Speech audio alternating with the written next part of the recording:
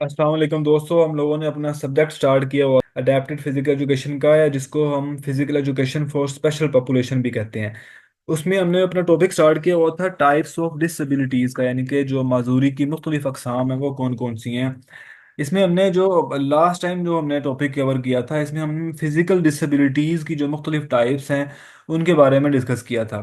आज जो है हम देखेंगे कि बिहेवियरल डिसेबिलिटीज़ क्या हैं और उनकी जो सब टाइप्स हैं वो क्या क्या हैं। बिहेवियरल डिसेबिलिटीज़ को इमोशनल डिसेबिलिटीज़ भी कहा जाता है, क्योंकि जाहिर सी बात है जो हमारे इमोशंस होते हैं उन्हीं से ही आगे जो हमारा बिहेवियर है या जो हमारे एक्शंस हैं वो निकलते हैं। अगर जो है वो हम लोग सैड हैं तो हम जाहिर सी बात है हम मायूस होकर एक कोने में बैठ जाएंगे। और अगर जो है वो हम लोग खुश हैं तो फिर हम जो है वो खुशी खुशी लोगों से बातें भी करेंगे। हमारे जो अन्य जो एक्शंस हैं वो जाहिर कर रहे होते हैं कि हमारे इमोशंस के हैं। अब बिहेवियरल डिसेबिलिटीज में क्या होता है कि जो एक आम बच्चा होता है, जो एक नॉर्मल बच्चा होता है, वो एक नॉर्मली बिहेव कर रहा होता है। लेकिन जो बिहेवियरल डिसेबिलिटीज का शिकार जो शख्स है, जो बच्चा है, वो नॉर्मली बिहेव नहीं कर रहा होता। जैसे अगर छोटी सी एग्जांपल दी जाए तो हम लोग मस्जिद में जाते हैं नमाज पढ़ने के लिए, और वहाँ पर जो है वो अमूमन खामोशी होती है। मस्जिद में सब लोग अपनी अपनी इबादत कर रहे होते हैं। लेकिन अगर जो है वो कोई शख्स या कोई ऐसा बच्चा है कि मस्जिद में जाकर अगर वो शोर करना शुरू कर दे या जोर जोर से हंसना शुरू कर दे, तो वो जो बिहेवियर होता है वो एक नॉर्मल बिहेवियर नहीं होता, वो एक थोड़ा सा यानी कि हट के बिहेवियर होता है। अब ये जो चीज़ आपके बिहेवियर को जो अफेक्ट कर रही होती है, ये जो डिसेबिलिटी है इसको हम बिहेवियरल डिसेबिलिटी कहते हैं। अब ये जो हमारी बिहेवियर डिसेबिलिटी है, ये क्या कर रही है, हमारी जो रोजमर्रा की जो लाइफ होती है उसमें जो है वो एक डिस्टरबेंस क्रिएट करती है, एक खलल डालती है। जाहिर सी बात है, जिस तरह मैंने एग्जांपल दी मस्जिद में नमाज पढ़ने के हवाले से, तो अब अगर सब लोग जो है वो खामोश हैं और अपनी इबादत कर रहे हैं और एक शख्स उसमें से जो है वो ऊंची ऊंची हंसना शुरू कर देता है, तो सारे लोग जो है वो उससे डिस्टर्ब हो जाते हैं। तो ये जो बिहेवियर होता है, जो बिहेवियर की जो डिसेबिलिटी है, ये डिस्टरबेंस क्रिएट करती है।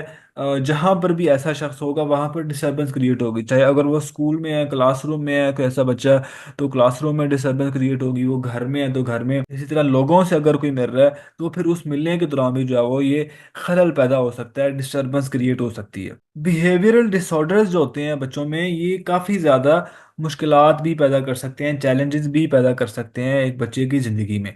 तो वो क्या क्या चैलेंजेस कर सकते हैं जी, कि सोशल जो प्रॉब्लम्स हैं वो क्रिएट कर सकते हैं। जाहिर सी बात है, लोगों के दरमियान आपने रहना है, तो अगर आपका जो एक अनएक्सपेक्टेड सा बिहेवियर होगा तो वो जो है वो आपको सोशली लोगों के साथ जोड़ने के अंदर जो है वो प्रॉब्लम क्रिएट करेगा। इसी तरह आपकी जो एकेडमिक्स है, स्कूल में आपकी पढ़ाई वगैरह, उसमें जो है वो डिस्टर्बेंस क्रिएट होगी, उसके अंदर प्रॉब्लम हो सकती है।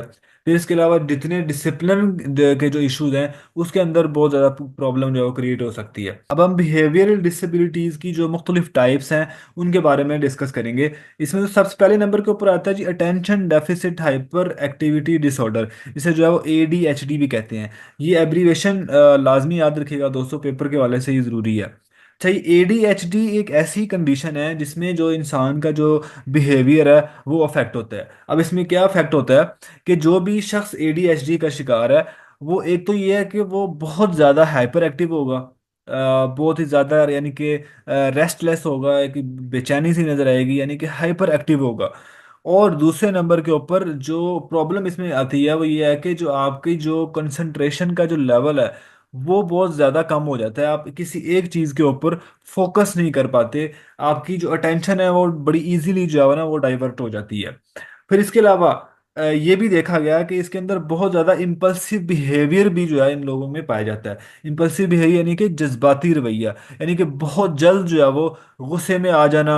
ADHD के अंदर जो है वो इस तरह का बिहेवियर जो है वो अमूमन देखा जाता है। ऑपोजिशनल डेफिएंट डिसऑर्डर, ODD, ये दोस्तों एक ऐसी सिचुएशन है, एक ऐसी डिसेबिलिटी है कि जिसके अंदर जो बच्चा होता है वो बहुत ज़्यादा आर्गू करता है, बहुत ज़्यादा सवालों जवाब करता है अपने बड़ों के साथ। अब बड़े उसके उसके पेरेंट्स हो सकते हैं, और जो उसके टीचर्स वगैरह वो हो सकते हैं, यानी जो उसके बुजुर्ग हैं उनके साथ जो है बहुत ज़्यादा आर्गू करता है और बहुत ज़्यादा उनकी जो अथॉरिटी है उसको जो है वो चैलेंज करता है, बहुत से सवाल करता है, और उनकी जो बहुत सी डायरेक्शंस हैं उनको वो फॉलो नहीं कर पाते। ये कॉमन साइंस में अगर हम देखें तो वो बहुत ज़्यादा रूल्स को फॉलो नहीं करता, और बहुत ज़्यादा जो है वो दूसरों के ऊपर ब्लेम करना, दूसरों की जो गलती हैं उसके ऊपर तनकीद करना, और अपना जो टेम्परामेंट है उसको लूज कर देना, यानी कि बहुत ज़्यादा गुस्से में आना बहुत जल्द। इस तरह की जो सिचुएशन होगी अगर किसी बच्चे के दरमियान, तो उसे जो है वो अपोजिशनल डेफिएंट डिसऑर्डर कहते हैं। कंडक्ट डिसऑर्डर, ये एक ऐसी कंडीशन है कि जिसमें जो बच्चा होता है वो रूल्स को बिल्कुल फॉलो नहीं करता, कोई भी रूल वो मानने के लिए तैयार नहीं है। और इसमें जो बहुत ज़्यादा प्रोमिनेंट चीज़ है कि उसका जो बिहेवियर होता है वो बहुत ज़्यादा हार्मफुल होता है, यानी दूसरों के लिए बहुत ज़्यादा नुकसानदेह होता है, और वो गुस्से के अंदर जो है वो जो आसपास की जो चीज़ें हैं उसे भी वो तोड़ फोड़ देता है, और दूसरों को जो है वो नुकसान भी पहुंचा सकता है, जैसे कि आप पिक्चर में आप देख सकते हैं। ऑब्सेसिव कंपल्सिव डिसऑर्डर, ओसीडी, अगर कोई शख्स इस डिसेबिलिटी का शिकार है तो वो बहुत ज़्यादा उसके जो थॉट्स हैं उससे बार बार जो है वो एक ही ख्याल जो है वो बार बार आ रहा होता है, बार बार सेम जो आइडियाज़ हैं उसके माइंड में रिपीट हो रहे होते हैं, और वो फिर उसके नतीजे में ऐसे बिहेव ही करता है ताकि वो उन थॉट्स से जो है वो अपनी जान छुड़ा सके। आपने देखा होगा कि अक्सर जो है वो लोग होते हैं, खासकर ये बड़ी एज के अंदर जो है देखा है कि जो बुजुर्ग होते हैं वो एक ही जो सेम जो एक्शन है उसे बार बार जो है ना वो रिपीट कर रहे होते हैं। जैसे बाद लोग हैं, अगर उनमें जो सफाई का ख्याल एक दफ़ा उनके जहन में आ गया है, बार बार वो ख्याल आ रहे हैं, तो वो बार बार जाके अपने हाथ धोना शुरू कर देते हैं। तो इसी तरह और भी अगर और भी चीज़ जो है वो किसी के जहन में आ गई या कोई थॉट्स आ गए तो वो बार बार उसी के बारे में जिक्र करते रहते हैं।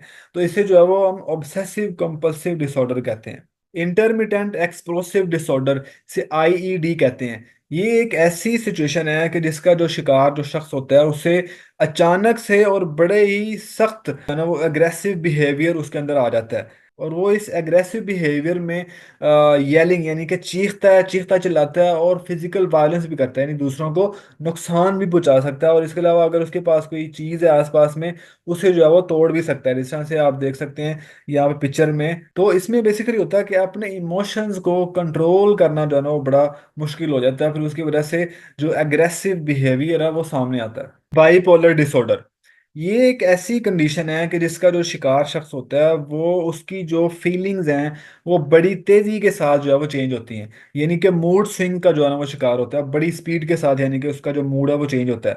अगर मूड जो है वो उसका अच्छा है तो वो बहुत ज़्यादा खुश हो जाएगा, बहुत ही ज़्यादा एनर्जेटिक और अपने आप को पुरुउम्मीद फील करेगा। लेकिन जो है वो अगर उसका जो मूड जो है वो तेज़ी के साथ जो है वो डाउन जा रहा है तो फिर जो है वो बहुत ही ज़्यादा परेशान हो जाएगा, और बहुत ही ज़्यादा थका हुआ और अपने आप को ना उम्मीद जो है ना वो फील करता है, जिस तरह से हम देख सकते हैं ऐसे कुछ पिक्चर में भी। तो ये यहाँ पर जो है वो बिल्कुल एक पूरी उम्मीद ही एक आपको पिक्चर नज़र आ रही है, और एक बड़ा हैप्पी एक पिक्चर नज़र आ रही है, और दूसरी तरफ जो है बिल्कुल उसके ऑपोजिट है। तो बेसिकली इसमें क्या होता है कि मूड स्विंग होते हैं, कभी यानी कि आपका मूड बहुत ज़्यादा अच्छा हो जाता है, और अचानक से आपका जो मूड है वो बहुत ज़्यादा ख़राब भी हो सकता है। तो दोस्तों ये थी आज की वीडियो जिसके हमने बिहेवियरल डिसेबिलिटीज़ की बात की। नेक्स्ट वीडियो में इंशाल्लाह हम जो मज़ीद हमारी डिसेबिलिटीज़ की टाइप्स रहती हैं उनके बारे में डिस्कस करेंगे। तो इंशाल्लाह फिर मुलाकात होगी। अल्लाह हाफिज़।